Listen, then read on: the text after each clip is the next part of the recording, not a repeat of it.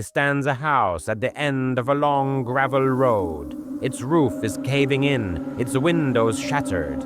The wooden planks on the porch sag and rot beneath their weight. Beside the road, a tiny white mailbox leans into the weeds, untouched for years. The house looks abandoned, but it isn't. There lived two boys, James and Henry, who kept to the shadows of the old farmhouse. Most thought they were twins, though James stood a head taller. Dark hair, pale freckled skin, hollow brown eyes, and lips with just a hint of pink. In every other way, they were identical. Their father was a cruel man, a drunk. Almost every night he could be found stumbling down the gravel road, a shotgun in one hand and a crumpled brown paper bag in the other, cursing the world into the dark. October 12th, 1962. The county carnival lit up the open field beside their home. Music, laughter, bright lights flickering against the cold autumn sky. To the town's surprise, the family appeared. The boys moved through the crowd like shadows, their clothes loose, dirt clinging to their faces. They did not smile. They did not speak. Their father shoved them forward, muttering bitterly. Then James stopped. He wasn't looking at the prizes on the booth before him. Not the teddy bears, not the toys. His gaze locked onto a balloon, a single giant red balloon tied to a brown teddy. The attendant, noticing, handed it to him without a word. Their father grunted in disapproval and pushed them along.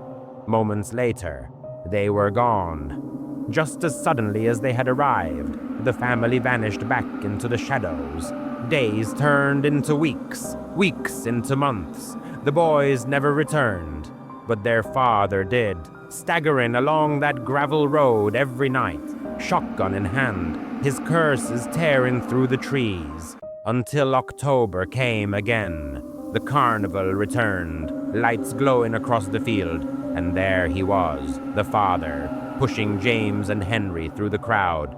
The boys looked exactly the same, pale, dirty, silent. They had not aged a single day, and just as before, Henry reached out and took the red balloon. Each year on October 12th, the family appeared. Each year the boys returned unchanged, and each year, just as quickly, they were gone. The carnival stopped coming. The tents never returned to the field, but the balloon did not stop. Every October, a red balloon appeared in the tall grass beside the old farmhouse, full, fresh, bright against the dying weeds, always waiting. Decades passed. The house decayed further. The father vanished. And then a newspaper ran the headline, "The Lost Boys." Beneath it, a photograph. Two children, James and Henry, chestnut hair, dirt-streaked faces, hollow, sunken eyes. The same boys, unchanged. They had not aged a single day. Nearly 20 years had passed, and yet the boys appeared again, this time on the side of a milk carton. The townsfolk rarely spoke of them, and when they did, it was in whispers, murmurs of a strange family that vanished long ago. But here they were, two thin frames, pale faces dusted with freckles, large sullen brown eyes beneath the words, "The Lost Boys." The town had long forgotten the family, but memories of the carnival lingered. October 12th, lights strung across the open field, music drifting on the crisp autumn air. The boys had come every year with their father, always shoving through the crowd, always silent, always the same. And then they disappeared, as abruptly as the carnival itself, fading into the shadows. This year the carnival returned. Strings of dim lights hung over tents and booths. The air smelled of popcorn and funnel cake, the same as it had decades before. But mingled with it, unmistakable, was the scent of whiskey and gunpowder. A chill ran through the crowd, and then the father appeared, his shoulders hunched, bloodshot eyes scanning the carnival, muttering curses under his breath. Behind him trudged a boy, thin and dirty, eyes cast downward.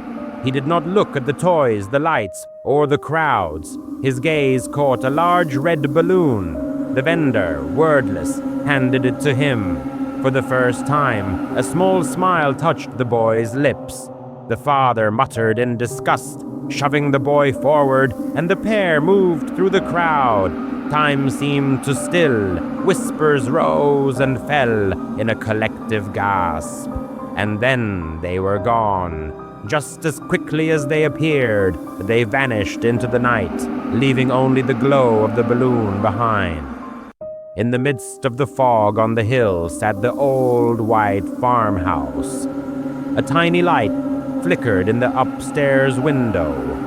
The house had been still for nearly 2 decades. But with the return of the carnival, it seemed to come back to life.